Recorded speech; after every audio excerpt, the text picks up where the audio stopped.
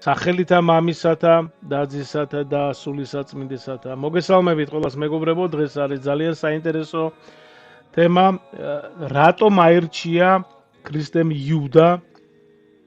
მეგობრებო, რა თქმა უნდა, იესო წინასწარ იცოდა, რომ იუდა უღალატებდა მას, ხო?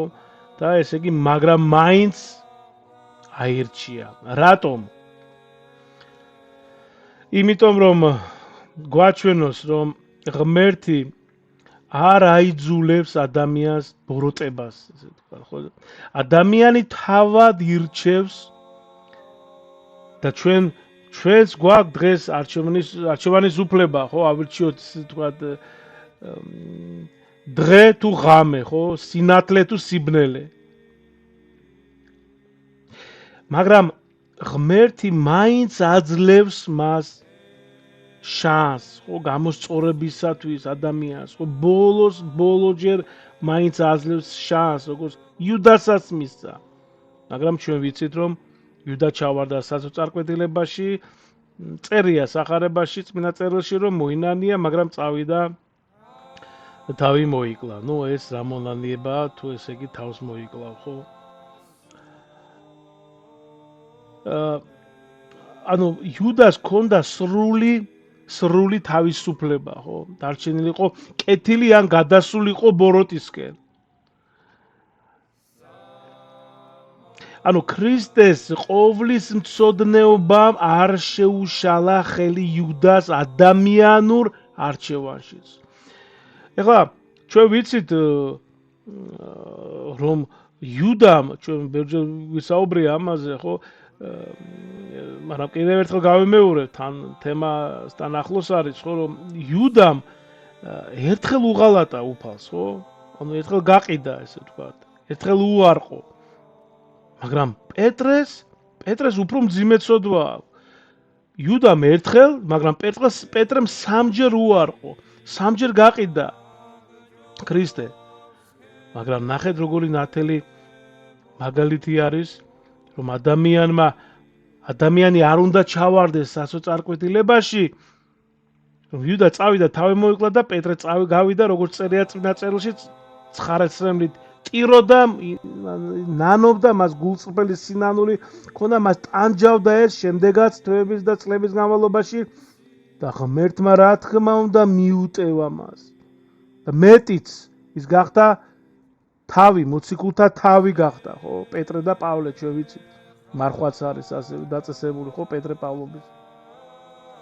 ანუ იმისი თქმა მინდა, მეგობრებო, რომ არ არის ცოდვა.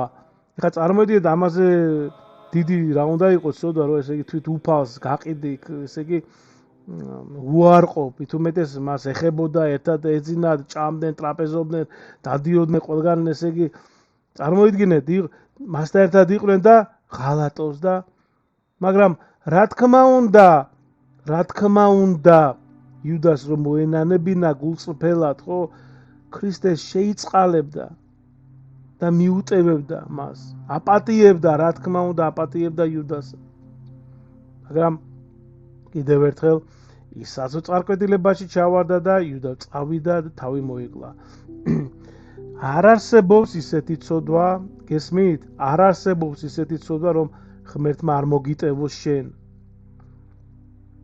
და არ ვიცი, მე შეიძლება ისეთი ადამიანი მისმეს, მაგრამ თუ აქვს ისეთი რაღაც მომაკვდინებელი ცოდვა გაკეთებული, ჩადენილი, აუცილებლად არ დააყოლოთ, მიდით, აი დღესვე მიდით, ნახეთ, ესე იგი მამაოსთან და ჩააბარეთ აღსარება.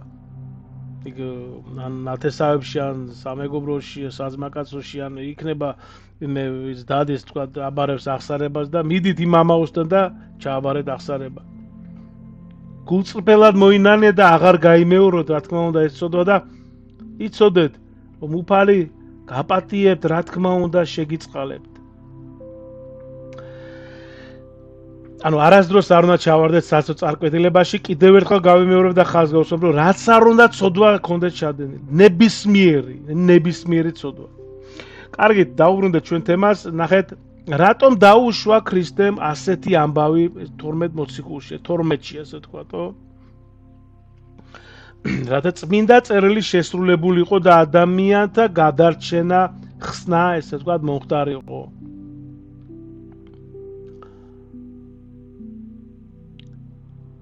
ანუ ღმერთი თვითონ არ ასრულებს, ასე ვთქვათ, არ აკეთებს, ხო, გასაგებიანზე რომ ვთქვათ, ცოდვას, მაგრამ მის განგებაშია, რომ ზოგჯერ ადამიანის ბოროტებიდანაც კი რაღაც გამოვიდეს, ასე ვთქვათ, გამოიძრას სიკეთე.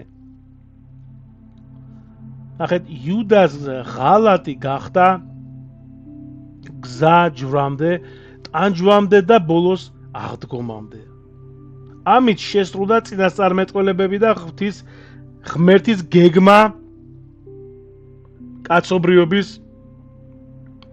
გადასარჩენად, ხო? ეს გეგმა იყო ღვთის გეგმა კაცობრიობის გადასარჩენად და ანუ იუდამ ეხლა ნახეთ, აქ კიდე ასეთი კითხვები, ესე იგი არის ხოლმე, აი რა მოხდებოდა, თქვა იუდას რომ არ ეღალატა. რა თქმა უნდა, უფალი გამონახავდა სხვა გზას, ხო, ეს იქნებოდა, არ ვიცი მე, თქვა რომის იმპერიისგან, ჯარისკაცისგან, ესე იგი გარდაიცვლებოდა, ან რაღაცას მოიფიქრებდა, გამონახავდა გზას, ერთი სიტყვით უფალი, ხო? მაგრამ კიდევ ერთხელ ვიმეორებ, რომ ეს დაწერილი იყო ყველაფერი, წინასწარმეტყველება იყო, ძველ აღთქმაში ყველაფერი, ამიტომ აუცილებლად ძველ აღთქმასაც მოусმინეთ, მე მაქვს არღზე, ეხლა უკვე სრულად უკვე ვამთავრებ უკვე ყველა ძველ აღთქმის პირველი წიგნი დაბადება უკვე სრულად აიტვირთება, უკვე დაახლოებით 58 თავი არის წმინდა მამის გამარტებით და ვისაც სურვილი გექნება, შევძანდით და მოусმინეთ. კიდევ ერთხელ ვიმეორებ, იუდას ჰქონდა შანსი რომ მოენანებინა, ხო? მაგრამ ის აერჩია, მას არ ჰქონდა იმედი ესა გავაკეთეო და ესე იგი მას არ ჰქონდა იმედი რომ უფალი მას შეიწყალებდა და ესე იგი წავიდა და სასოწარკვეთილებაში ჩავარდა, ფიქრებში, განცდებში ის თავს იკლავს, ხო? ეს როგორ არის, იცით, როგორ აი ეშმაკი თავიდან გიჩიჩინებს და გეუნება, ესე ვთქვათ, მიდი კაცო, ჩაიდინე ცოდვა, ეს რა პრობლემაა კაცო, მამა ხო ღმერთი არის მოსიყვარულე მამა, ის აუცილებლად შეგიწყალებს, მიდი რა პრობლემაა. და შემდეგ უკვე ადამიანი, როდესაც მართლა ჩაიდეს ამ მომაკვდინებელ ამა თუ იმ ცოდვას, უკვე ღმერთი ეშმაკის შემდეგ ეშმაკი ეუსეუნება და უჩიჩინებს, ეს რა გააკეთეს, ეს როგორ ჩაიდინე. შენ ადამიანს ღმერთს უპატიებელი ცოდვა არის. ჯოჯოხეთის ღირსი ხარ და ჯოჯოხეთის ქვესკნელში ჩახვა. ღმერთი არ გაპატიებს ამას და ესე იგი მართლაც წამოიგება ამ ეშმაკის ხრიკებზე ადამიანი და შემდეგ მიდის და ჯვარი წერია ყველას, ესე იგი ან თავს იკლავს, ან კიდე სხვა საშუალებებს მიმართავს, ნარკოტიკებს, ან სასმელებს და ესე იგი მოკლედ ეს არის იუდას გზა. იუდა მეგობრებო თავიდან, ესე იგი თავად უბრალოდ გაყიდა თავის საკუთარი სული, ხო? სიხარბე, ამპარტავნება, სიამაყე, ეს მართლაც ეს არის სულის კიბო არის, აი ამაყე ადამიანი, სიამაყე ეს არის სულის კიბო. ხო? კატასტროფა სულის გნებავთ. და ეს ყველაფერი, ესე იგი, მიიყვანა მას ღალატამდე, ხო? საერთოდ სიამაყიდან წარმოიშობა ყველა ცოდვა, მეგობრებო, ეს თქვა, ეს არის დედა ცოდვების და გნებავთ მამა. სიამაყე ეს არის, კიდევ ერთხელ ვამბობ, ის, რასაც ჩვენ არ მიგვიყვანს ქრისტემდე.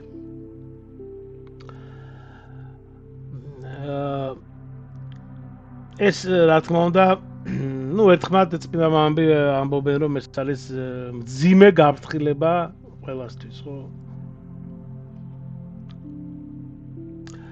ეხლა რაც გვასწავლის იუდას დასასრული. აქ მეგობრებო, ნახეთ, თავარი არ არის ღალატი. კიდევ ერთხელ ვიმეორებ. ღალატი არ არის აქ თავ. აქ არის არამედ სასოწარკვეთა, რომ ადამიანმა არ უნდა მივიდეს სასოწარკვეთამდე. გნებავთ ეს ვიდეო არის ასევე ის თემა, ესე იგი თემასთან დაკავშირებით, რომ არ კიდევ ერთხელ ვიმეორებ, იცი რატო ვიმეორებ ამას 3-ჯერ, 2-ჯერ, 5-ჯერ და მე 10-ჯერ გავიმეორებ და თუ საჭირო 100-ჯერ და 1000-ჯერ. იმიტომ რომ ადამიანები ზოგჯერ არ მიდიან, ხშირად არ მიდიან მამაობებთან, ესე იგი აღსარებით ჩასაბარად, რომ ესე იგი ცხვენიათ. ამ შემთხვევაში ჩვენ უნდა ვიცოდეთ, ჩვენ მამაოს კი არ ვაბარებთ, მამაო არის შუამავალი. ჩვენ მამაო კი არ გვპატიებს და შენდობის ლოცვას წაგვიკითხავს, ოლარს გადაგვაბარებს თავზე და შენდობის ლოცვას წაგვიკითხავს, მაგრამ ამ შემთხვევაში ჩვენ მამაო კი არ გვპატიებს ადამიანს, არამედ ქრისტე, რომელიც უხილავად დგას და ის გვპატიებს და ის შეგიწყალებს შენ. და ის არის ყველაფრის, ის არის წყარო ჩვენი, ხო? ის არის სიცოცხლე, ის არის აღდგომა, როგორც თავად ბრძანებს სახარებაში. მე ვარ სიცოცხლე, მე ვარ აღდგომა. ამიტომ ნუ გწვენიათ, იქ უფრო შეგწვებათ.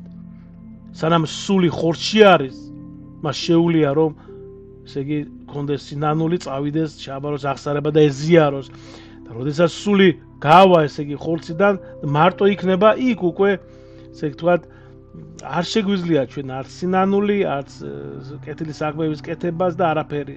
რატო არ შეუძლია, რატო არ შეგვიძლია სულ სინანული იქა, აღსარება რომ მოინანიოს, იტიროს, იგლოვოს თავის ცოდვები, იმიტომ რომ არ ექნება ხორცი და ამიტომ სანამ ერთ ხორცში არის სული, მოვინანიოთ მეგობრებო და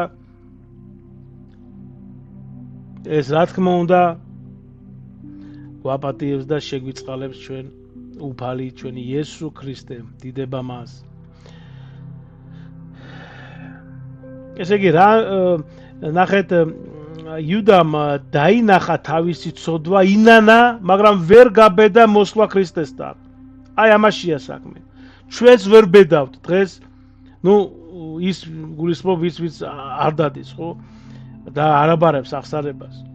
აღსარება, აქ ნახეთ აღსარება, რა თქმა უნდა, შეიძლება ითქვას მეორე და მესამე ხარისხოვანია, აქ თავარია გული იყოს, გულწრფელად მოვინანიო ჩვენ, იმიტომ რომ ქრისტე ჩვენ მეორე ხარისხოვანია და მესამე ხარისხოვანია ჩვენი მეტანია, მუხმუდრეკა და ასე შემდეგ. რა თქმა უნდა, ეს აუცილებელი არის. კიდევ ერთხელ ვამბობ, რა თქმა უნდა, აუცილებელია მუხმუდრეკა და მეტანია, მაგრამ პირველ რიგში ქრისტე ჩვენ გულებს უყურებს, ჩვენ გულს უყურებს და შემდეგ. და აღსარება, ესე ვთქვათ, უნდა მივიდეთ ჩვენ.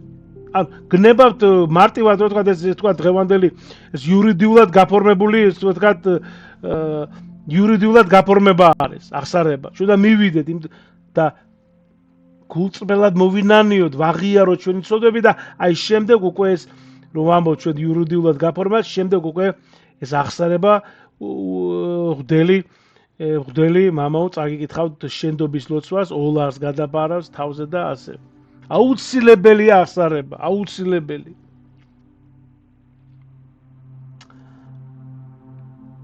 და აი დაუბრუნდეთ იმ საკითხს, რომ აი ვერ ბედავს ქრისტესთან რომ მივიდეს იუდა, ხო? მან აერჩია სასოწარკვეთა და სწორედ ამა ესე იგი სასოწარკვეთამ